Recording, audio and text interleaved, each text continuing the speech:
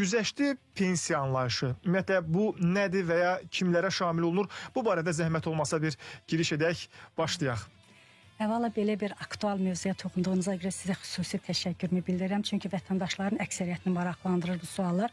Güzəştli pensiya dedikdə əmək pensiyalar haqqında qanunda bir çox güzəştlər var. Amma mən bugün çıxışımı müzakirəmizə əsasən güzəştli pensiya hüququ verən peşələrdə çalışanların barədə danışmaq istəyirəm və onların pensiyaları, onların pensiyalarını hesablama qaydası və bu barədə danışmaq istəyirəm. Buyurun. Çünki ən çox suallar gəlir bizə bu mövzuda.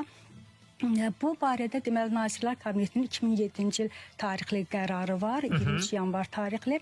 Həmin qərarda güzəştli pensiya hüququ verən peşələrin adları sadalanmışdır və həmin deməli və peşələrdə çalışan şəxslər 5 il tez əmək pensiyası hüququna malikdirlər. Yəni 65 yaş kişilərdəsə onlar 60 yaş 5 il tez pensiyaya çıxa bilərlər.